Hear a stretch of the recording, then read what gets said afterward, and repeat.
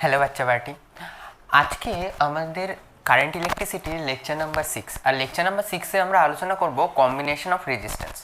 আমরা ক্যাপাসিটরের কম্বিনেশন দেখেছি, ক্যাপাসিটার অ্যান্ড ক্যাপাসিটেন্স চ্যাপ্টারে। এবার আমরা কারেন্ট ইলেকট্রিসিটির মধ্যে কম্বিনেশন অফ রেজিস্ট্যান্স দেখব। এরপর থেকে হয়তো 3 থেকে 4টে ভিডিও আসবে এই কম্বিনেশন অফ ক্যাপাসিটেন্সের ভিতরে যত ধরনের সার্কিট হয়, যত ধরনের প্রবলেম হয়, আমরা এই কম্বিনেশন অফ রেজিস্ট্যান্স নিয়ে আলোচনা করব। তো কম্বিনেশন অফ রেজিস্ট্যান্সের ক্যাপাসিটেন্সে আমরা যেভাবে পড়ে এসেছি তার পুরো অপোজিট। ক্যাপাসিটেন্সে যেভাবে মান এসেছে সেই মানগুলোর অপোজিট মান আসে আমাদের রেজিস্ট্যান্সের ক্ষেত্রে। তো কম্বিনেশন অফ রেজিস্ট্যান্সের ক্ষেত্রে 3 ধরনের কম্বিনেশন হয়, জেনারেলি 2 ধরনের কম্বিনেশন হয়, series combination are parallel combination. তো 2 ধরনের কম্বিনেশন হয়, এক হলো সিরিজ কম্বিনেশন,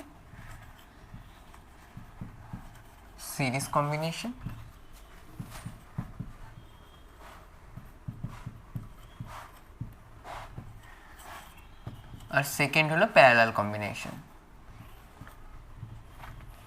এছাড়া যে তৃতীয় প্রকার, দুটোকে মিলিয়ে আমরা মিক্স কম্বিনেশন করি। তো সিরিজ কম্বিনেশন নিয়ে সর্বপ্রথমে আলোচনা করা যাক। সিরিজ কম্বিনেশন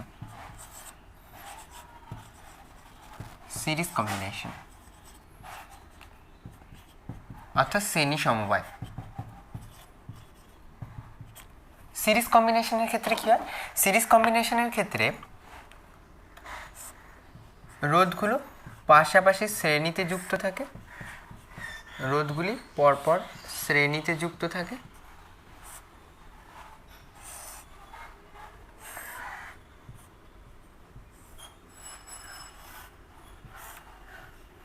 এদের ইকুইভ্যালেন্ট রোধ আমাদের ক্যালকুলেট করতে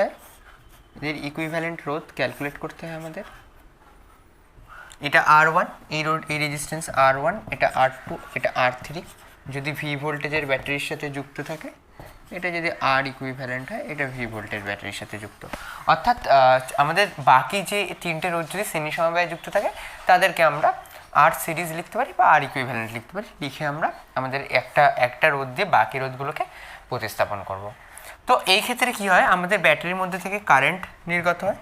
সবসময় মনে রাখবে, যতটা কারেন্ট ব্যাটারির মধ্যে থেকে নির্গত হবে ততটা কারেন্টই আবার ব্যাটারিতে প্রবেশ করবে। যেভাবে যতটা আধান ব্যাটারি থেকে নির্গত হয় ততটা আধানই ব্যাটারির মধ্যে প্রবেশ করে, আধানের সৃষ্টি বা ধ্বংস সম্ভব না। তো সেইভাবেই আমাদের কারেন্ট যতটা নির্গত হবে ততটাই কারেন্ট ব্যাটারির মধ্যে প্রবেশ করবে। অর্থাৎ প্রত্যেকটা রোধের মধ্যে থেকে আমাদের আই অ্যামাউন্ট অফ কারেন্ট প্রবাহিত হবে। ঠিক আছে, প্রত্যেকটা রোধের মধ্যে থেকে আই অ্যামাউন্ট অফ কারেন্ট প্রবাহিত হবে। এবার তার মানে আমাদের প্রথম এর থেকে আমরা বলতে পারি যে প্রতিটা রেজিস্ট্যান্সের মধ্যে কী হবে, কারেন্ট সেম হবে। ইন এভরি রেজিস্ট্যান্স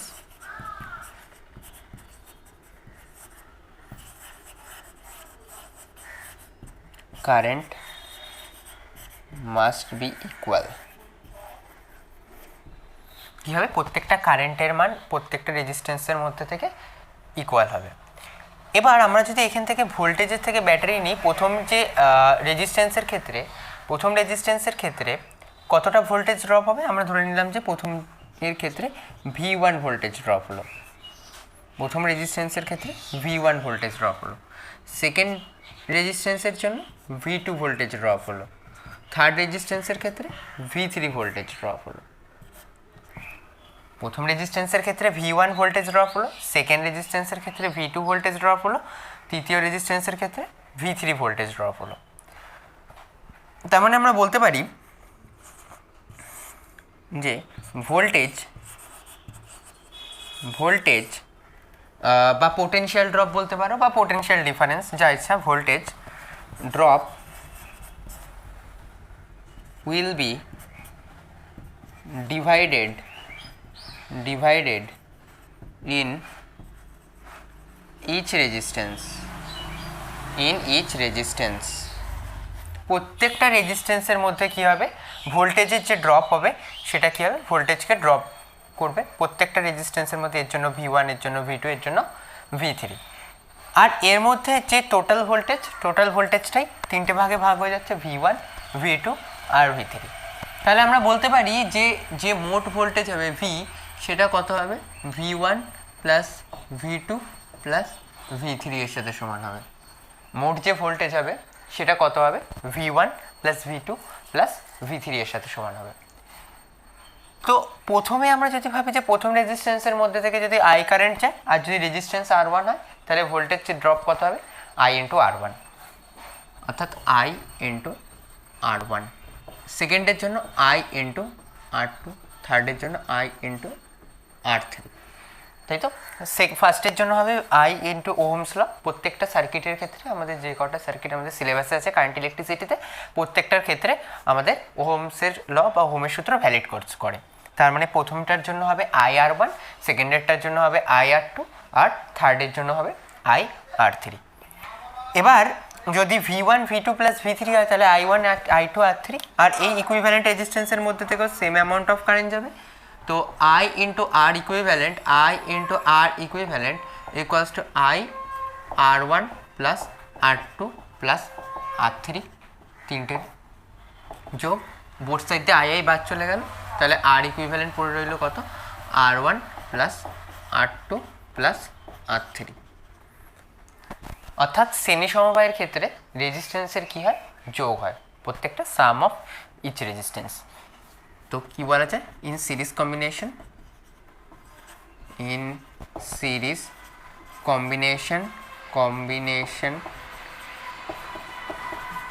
ইকুইভ্যালেন্ট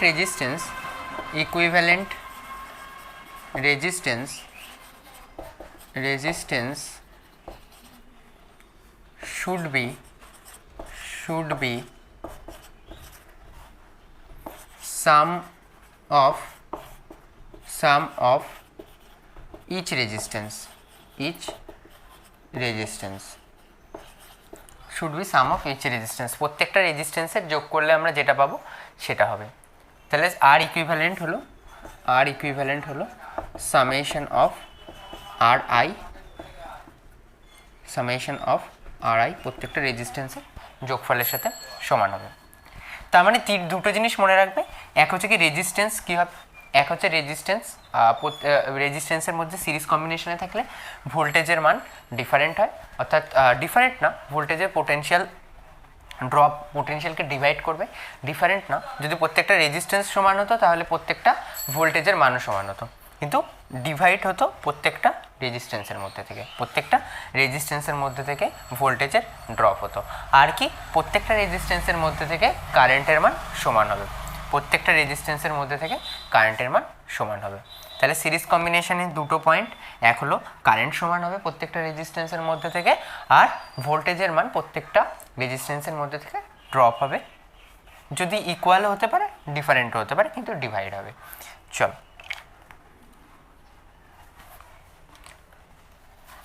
এরপর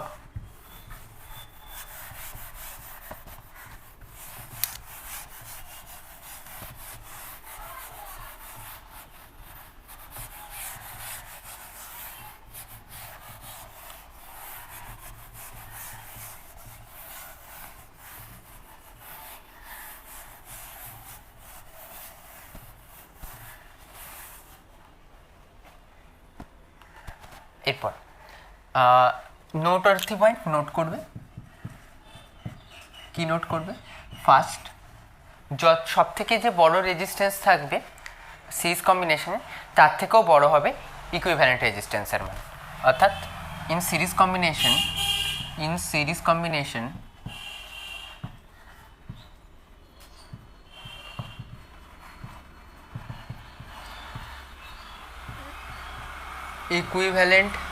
equivalent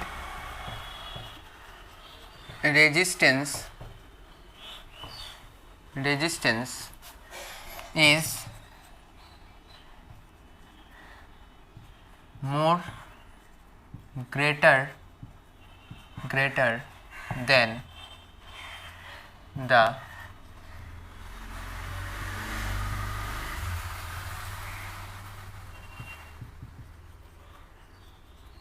highest value resistance on it. এর মধ্যে একটা সিরিজ কম্বিনেশনে যদি থাকে, সিরিজ কম্বিনেশনের মধ্যে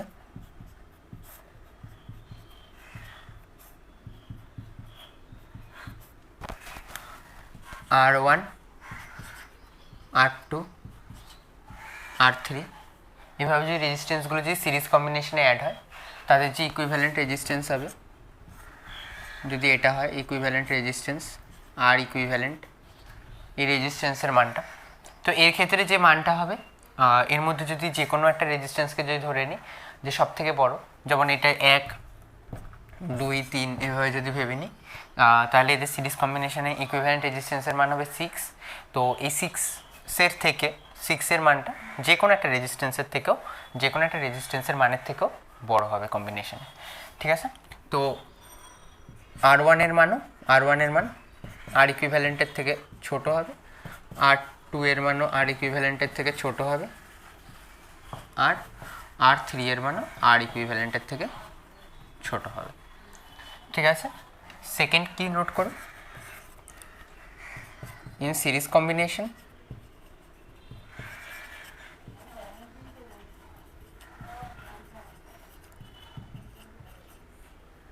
current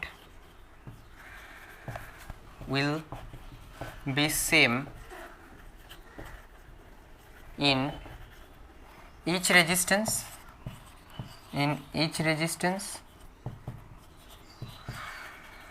but potential divided on each resistance.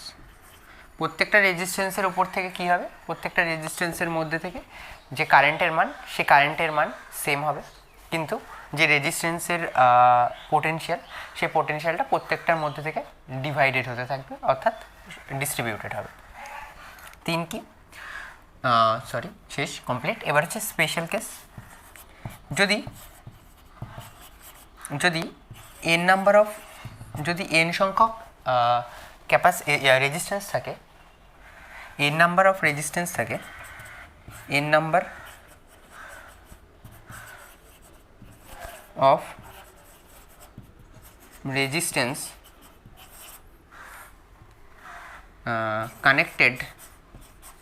connected in সিরিজে যদি n নাম্বার অফ রেজিস্ট্যান্স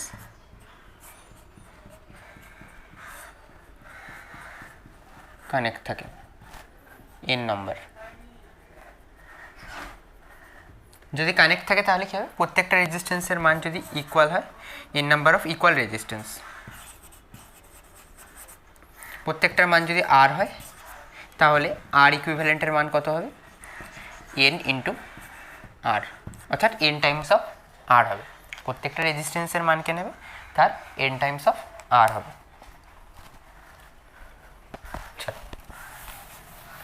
আমরা একটা প্রবলেম দেখে নিই।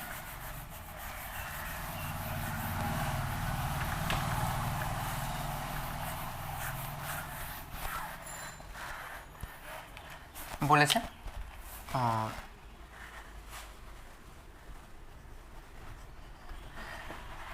দুটো রেজিস্ট্যান্স,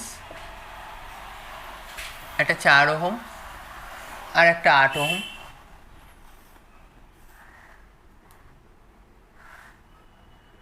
এরা দুজন 12 ভোল্ট ব্যাটারির সাথে যুক্ত রয়েছে, এরা দুজন 12 ভোল্ট ব্যাটারির সাহায্যে যুক্ত রয়েছে। 1 নম্বর কোশ্চেন বলেছে কারেন্ট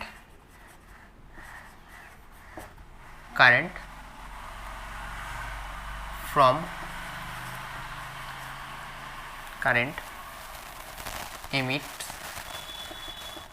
from ব্যাটারি, কতটা ব্যাটারি থেকে কারেন্ট নির্গত হচ্ছে। সেকেন্ড বলেছে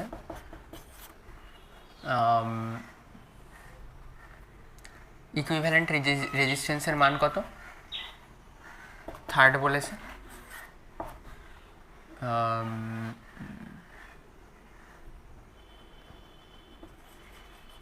current passes through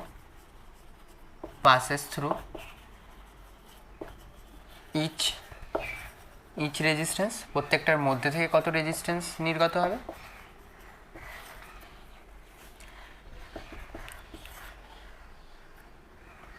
potential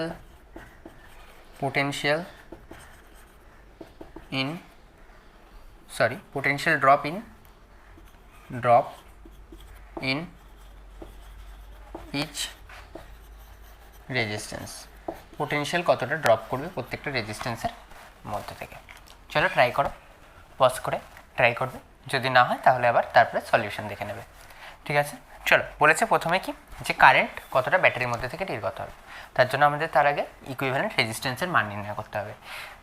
sell হলো গিয়ে মাদার, যেমন মা প্রত্যেকটা বাচ্চার প্রতি সমানভাবে সহানুভূতি দেখায়, যেমন দুটো বাচ্চা আছে, দুটো ছেলের যদি সমান হয় না কখনো, বাড়ির ধরো আলাদা আলাদা ডিফারেন্ট, কেউ একটু ভালো কেউ একটু খারাপ, কিন্তু মা দুজনের প্রতি সমানভাবে দেখে। তেমনি ব্যাটারির ক্ষেত্রে কী হচ্ছে, ব্যাটারির ক্ষেত্রে 12 ভোল্টের ব্যাটারি 4 ওহম রেজিস্ট্যান্সকেও যেভাবে দেখবে, আর 8 ওহম রেজিস্ট্যান্সকেও সেভাবে দেখবে। তাহলে কি করবে তখন ব্যাটারি, তখন আর ইকুইভ্যালেন্টের মান সবার ফার্স্টে করে নেবে। আর ইকুইভ্যালেন্টের মান কত আসবে? 4 ওহম প্লাস 8, সিরিজে কী হয়, দুটোর অ্যাড হয়, দুটোর অ্যাডিশন হয়, 4 আর 8 যোগ করলে আমরা কত পাবো? 12 ওহম পাবো। তারপরে বলেছে যে কারেন্ট এমিটস ফ্রম ব্যাটারি, কতটা কারেন্ট ব্যাটারি থেকে নির্গত হবে, তার মানে অর্থাৎ এটা হচ্ছে 2, 1 নম্বর কতটা হবে, তার মানে current I is equals to হচ্ছে যতটা voltage divided by R equivalent. ভোল্টেজের মান কত হবে? 12 ভোল্ট ডিভাইডেড বাই কারেন্টের মান কত রয়েছে, রেজিস্ট্যান্সের মান ইকুইভ্যালেন্ট 12, তার মানে হচ্ছে 1 ভোল্ট। অর্থাৎ এই ব্যাটারির আই অর্থাৎ 1 অ্যাম্পিয়ার, অর্থাৎ কারেন্ট কতটা নির্গত হবে? 1 অ্যাম্পিয়ার কারেন্ট নির্গত হবে, কার মধ্যে থেকে? ব্যাটারির মধ্যে থেকে।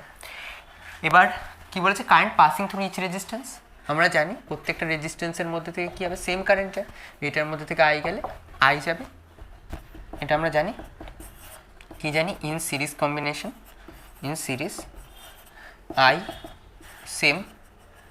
আই সেম প্রত্যেকটা রেজিস্ট্যান্সের মধ্যে থেকে কারেন্ট সমান যায়, তার মানে হচ্ছে প্রত্যেকটার মধ্যে থেকে 4 ওহমের মধ্যে থেকেও যতটা কারেন্ট যাবে, 4 ওহমের মধ্যে থেকেও যতটা কারেন্ট যাবে 1 অ্যাম্পিয়ার, যতটা ব্যাটারি থেকে নির্গত হয়েছে, আর যতটা 8 ওহম থেকেও সেম অ্যামাউন্ট অফ কারেন্ট নির্গত হবে, 8 অ্যাম্পিয়ার।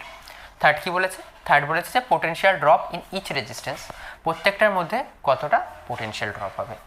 আমরা কি পেয়ে গেছি? আমরা পেয়ে গেছি এর অ্যাক্রস 1 অ্যাম্পিয়ারের কারেন্ট যাচ্ছে, এর অ্যাক্রস 1 অ্যাম্পিয়ারের কারেন্ট যাচ্ছে, আর এর অ্যাক্রসও 1 অ্যাম্পিয়ারের কারেন্ট যাচ্ছে। তাহলে কত হবে?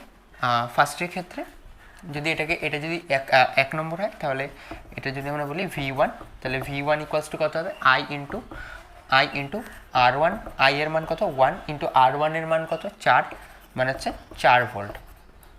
আর V2 মানে হচ্ছে I ইন্টু R2, অর্থাৎ 1 ইন্টু 8 মানে হচ্ছে 8 ভোল্ট। হয় এভাবে করতে পারো, নয় একটা যে কোনো মান বের করে বাকি ভোল্টেজ বাকিটার মধ্যে থেকে যাবে, অর্থাৎ 12 ভোল্টের থেকে 4 ভোল্ট বাদ দিলে আমরা 8 ভোল্ট পরেরটার ক্ষেত্রে পেয়ে যাব। তাহলে এইভাবে বুঝতে পারলে যে প্রথমটার জন্য V1 হলো, আর সেকেন্ডেরটার জন্য V2 ভোল্টেজ হলো। চলো নেক্সট।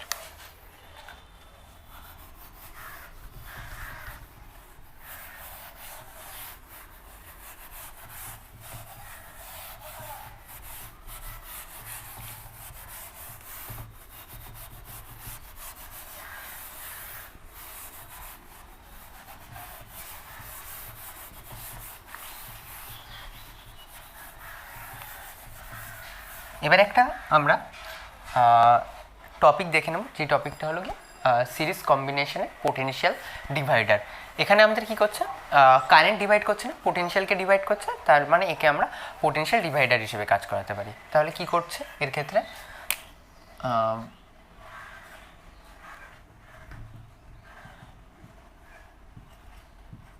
সিরিজ কম্বিনেশন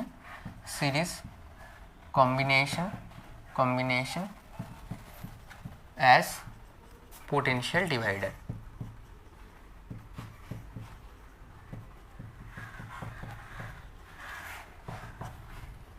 কি করছে, এই প্রত্যেকটা রেজিস্ট্যান্সের মধ্যে থেকে কারেন্টকে ডিফারেন্টভাবে ফ্লো করাচ্ছে, কারেন্টকে সেম রাখছে কিন্তু পোটেনশিয়ালের যে ড্রপ তার মানকে ডিফার করাচ্ছে। তাহলে আমরা বলতে পারি যে প্রথমে যদি 4 ওহম থাকে আর সেকেন্ডে যদি 8 ওহম রয়েছে, তো এদের মধ্যে যদি আমরা V1 V2 V3 এরকমভাবে যদি পরপর যাই, তাহলে কী হবে, যদি তিনটে রেজিস্ট্যান্স থাকে, যদি তিনটে রেজিস্ট্যান্স থাকে,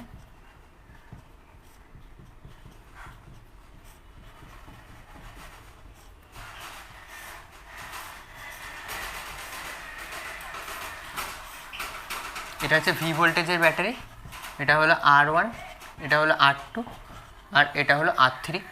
প্রথম বের মধ্যে থেকে পোটেনশিয়াল ডিফারেন্স যদি V1 হয়, সেকেন্ডে যদি V2 হয়, থার্ডে যদি V3 হয়, তাহলে আমরা বলতে পারি যে V1 V3 এর মান কত হবে, I প্রত্যেকটার মধ্যে কারেন্ট সমান I R1 I R2 I R3।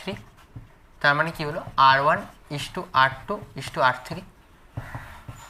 অর্থাৎ কি, মনে করি আমরা প্রথমটার যদি রেজিস্ট্যান্স 1, এটা যদি 2, এটা যদি 3 হয়, তাহলে কি হবে, এদের মধ্যে থেকে কারেন্টের মান সমান, তাহলে কি হবে 1:2:3 হবে। প্রত্যেকটার মধ্যে থেকে ডিফারেন্ট পোটেনশিয়াল ড্রপ হবে। ডিফারেন্ট যদি সেম থাকে তাহলে কোনো সেটার ক্ষেত্রে সেম হবে, কিন্তু জেনারেলি ডিফারেন্টভাবে আমরা ধরে নিলাম যে অর্থাৎ পোটেনশিয়াল ড্রপ হবে প্রত্যেকটার মধ্যে। সেক্ষেত্রে কী হবে, R1 R2 R3 এভাবে আমাদের প্রত্যেকটার মধ্যে থেকে পোটেনশিয়ালকে ডিভাইড করবে এই অনুপাতে। আর রেজিস্ট্যান্সের মান যত বাড়ছে সিরিজ কম্বিনেশন এর সাথে জেনারেলি প্রপোর্শনাল সম্পর্ক, ঠিক আছে। এবার আমরা যদি দেখি এর মধ্যে থেকে যে কোনো একটা ভোল্টেজের মান, অর্থাৎ V1 এর মান যদি বের করতে পারি, মনে করি এটা 1 ওহম, এটা 2 ওহম রেজিস্ট্যান্স আর এটা 3 ওহম রেজিস্ট্যান্স, তাহলে আমরা কি করি, আমরা আনুপাতিক নিয়মে আমরা শিখেছি প্রপোর্শনালিটি যখন আমরা করেছিলাম তখন কি বলতাম আমরা, 1 এর কত অংশ, এই রেজিস্ট্যান্সটা এই টোটালটার কত অংশ, টোটাল রেজিস্ট্যান্স আছে 6, তার 1 অংশ হচ্ছে কি প্রথমটা, তার মানে হচ্ছে 1/6 ইন্টু কতটা ভোল্টেজ রয়েছে, 1/6 ইন্টু কতটা ভোল্টেজ রয়েছে। প্রপোর্শনালিটিতে এইভাবে করতাম, কতটা টোটাল অনুপাতের মধ্যে কতটা অনুপাত তার জন্য রয়েছে, এর জন্য 1 রয়েছে, টোটাল অনুপাতের কতটা অনুপাত এর জন্য রয়েছে সেটা বের করতাম, ক্যালকুলেট করার পরে কি করতাম সেটা বা ইন্টু তার যে টোটাল ভোল্টেজ সেটাকে আমরা নিয়ে নিতাম, তার মানে 1/6 ইন্টু ভি। তাহলে ভি এইভাবে আমরা 1/6 ইন্টু ভি পাবো। এইভাবে যদি আমরা সেকেন্ডের জন্য বের করি তাহলে কি পাবো, 2/6 ইন্টু ভি। আর V3 এর মান কি হবে, 3/6 ইন্টু ভি। ঠিক আছে, তো জেনারেলি তো এটা না, রয়েছে কি 8 দিয়ে রয়েছে, তাহলে আমরা এর ক্ষেত্রে পোটেনশিয়ালের মান কত পাবো, V1 মানে হচ্ছে গিয়ে R1 plus R2 plus R3, R1 plus R2 plus R3 into V, R1 plus R2/R3 into V. V2 এর মান কত হবে, R1 plus R2 plus R3 into V. আর V3 এর মান কত হবে, R3/R1 plus R2 plus R3 into V. ঠিক আছে, তাহলে এই তিনটে হচ্ছে গিয়ে রেজিস্ট্যান্সের মান, এই তিনটে হচ্ছে ভোল্টেজের মান। R1/R1 প্লাস, এখানে বলছি না যে এটা সিরিজ কম্বিনেশনে ইকুইভ্যালেন্ট রেজিস্ট্যান্স, এই জায়গাটা এটা দেখলে বোঝা যাচ্ছে, তো তোমরা এইসব দরকার নেই। R1 plus R2 plus R3 যে প্রপোর্শনালটা থাকবে ডিভাইডেড বাই এটা। এবারে দেখো আমরা যদি ওই অঙ্কটাকে, এই আগের অঙ্কটাকে আমরা সেইভাবে করার চেষ্টা করি তাহলে কি হবে, আরও এইটাকে 4 নম্বরটাকে ভোল্টেজের মান বের করার ক্ষেত্রে আমরা কি করতে পারি,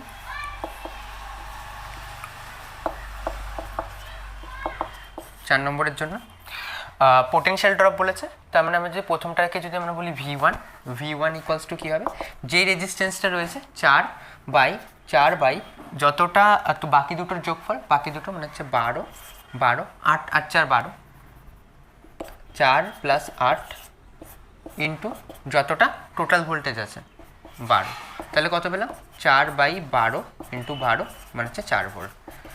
সেকেন্ডের জন্য আমরা যদি দেখি V2 এর মান কত হবে, V2 এর মান হবে যে রেজিস্ট্যান্সটা সেকেন্ডে আছে 8 divided by 8 plus 4 8 plus 4 into 12, তাহলে কত হবে 12 8/12 ইন্টু 12, তার মানে কত পাবো 12 12 বাদ চলে গেলে 8 ভোল্ট। তাহলে বোঝা গেল মেথড 2 দিয়ে দুটোই আমাদের মেথড শিখে নেওয়া দরকার, এক হলো গিয়ে এটা আর সেকেন্ড হলো গিয়ে এটা। কী করলাম তাহলে, প্রত্যেকটার মধ্যে যে সিরিজ কম্বিনেশনে পোটেনশিয়ালের মান ডিফার করে, তাই আমরা কী করলাম এর ক্ষেত্রে পোটেনশিয়াল ডিভাইডারকে ইউজ করলাম। পোটেনশিয়াল ডিভাইডার ইউজ করলে কী হবে, আমাদের যে প্রত্যেকটার মধ্যে যে রেজিস্ট্যান্সের মান, প্রত্যেকটার মধ্যেকার যে রেজিস্ট্যান্সের মান, সেই রেজিস্ট্যান্সের মান ডিভাইডেড বাই তাদের যে টোটাল রেজিস্ট্যান্সের মান ইন্টু ভোল্টেজ। শর্টকাট মনে রাখতে পারো, যেটা যে রেজিস্ট্যান্সের মধ্যে থেকে ভোল্টেজের মান ক্যালকুলেট করতে বলবে সেই রেজিস্ট্যান্সের মান ডিভাইডেড বাই বাকি যে রেজিস্ট্যান্সগুলো আছে সেই রেজিস্ট্যান্সগুলোর যোগফল ইন্টু ভি। তারপরে আমরা কী করতে পারি, যে কোনো একটা মেথড, এটা লেন্দি মেথড, লেন্দি না ঠিক দুটোই ইজি রয়েছে, তো এটাও মনে রাখতে পারো এটাও মনে রাখতে পারো, কিন্তু এটার ক্ষেত্রে আমাদের কী করতে হবে, আর ইকুইভ্যালেন্টের মান বের করতে হবে। বের করার পরে সিরিজ প্যারালাল কম্বিনেশনে কী হবে সেটা পরে দেখা যায়। প্রথম কথা ওখানে তো পোটেনশিয়াল ডিভাইডার আসবে না, ওখানে আসবে আমাদের কারেন্ট ডিভাইডার, কেন কারেন্টের মানের চেঞ্জ হয়। তো এক্ষেত্রে আমরা কি দেখতে পাচ্ছি যে V1 R1/R2 R1 plus R2 plus R3 এভাবে যতগুলো রেজিস্ট্যান্স থাকবে তাদের যোগফল কিন্তু মোট ভোল্টেজ। এটাকে এই মেথডটাকে আমরা অঙ্কে আমরা দেখেছি আনুপাতিক ভাগ হার হিসেবে, ঠিক আছে। তাহলে প্রত্যেকটা জিনিসকে দেখে নিলে এইভাবে আমরা মেথডটাকে করবো। এরপরে নেক্সট লেকচারে আমরা সিরিজ কম্বিনেশনকে নিয়ে আলোচনা করবো, প্যারালাল কম্বিনেশনকে নিয়ে আলোচনা করবো। প্যারালাল কম্বিনেশনের প্রত্যেকটা জিনিসকে দেখবো, তখন তার প্রবলেম সলভ করবো, ঠিক আছে। তো এগুলোকে প্রসেস করতে থাকো, খুব তাড়াতাড়ি সেকেন্ড ভিডিও চলে আসবে এর জন্য এই ইয়েতে। আর উচ্চ মাধ্যমিক পরীক্ষা যাদের ক্যান্সেল হয়ে গেছে তারা তাদের হয়তো আনন্দের, সবার কাছে তো খুবই আনন্দের বিষয় এটা, তবে দেখো এরপরে যে নেক্সট স্টেপ বা যা নেবে ফিউচারে তাকে নিয়ে একটু ভাবতে শুরু করো, ঠিক আছে। চলো, ওকে, বাই।